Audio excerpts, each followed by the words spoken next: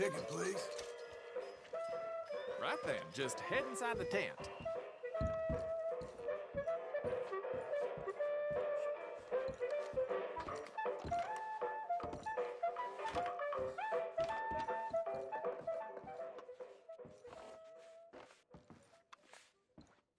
Greetings and salutations, gentlefolk.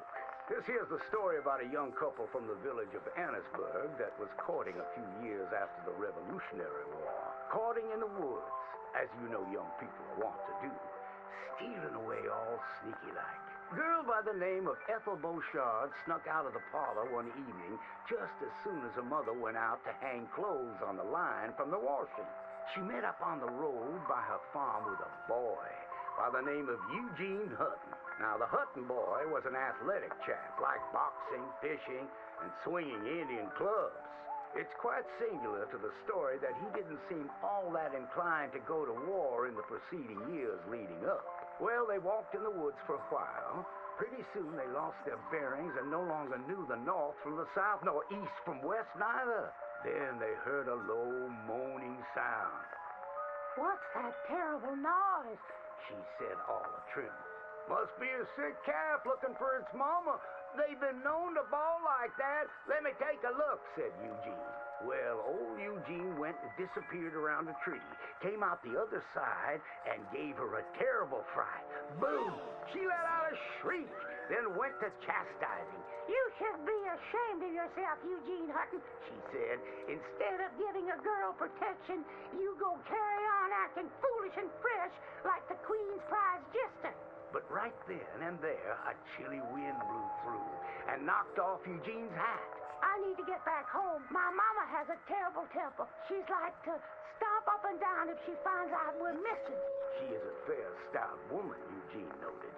But just then, before this couple of miscreants could head home, they heard the sound of heavy wheels, groaning, and people marching.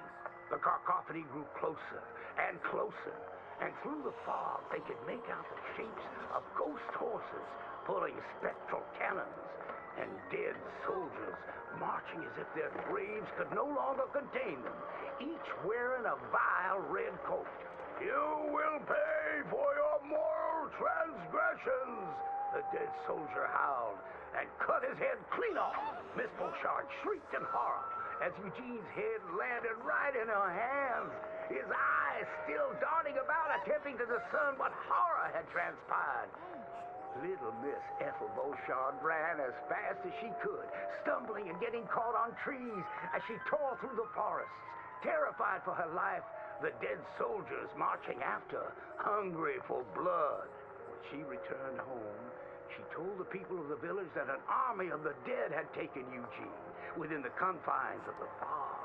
British soldiers who died protecting tyranny were rising from their graves as if to continue the fight for the demonic English. The townspeople erupted in fright and dismay until one doubter came forth and accused her of witchcraft. "She raised the dead to murder that boy for his pursuit of unwanted advances," he said. "So she too must perish." And that very night, they put her to the stake and burned her dead. Now let that be a lesson to you young ones not to go courting in the woods, in case the English lurk there.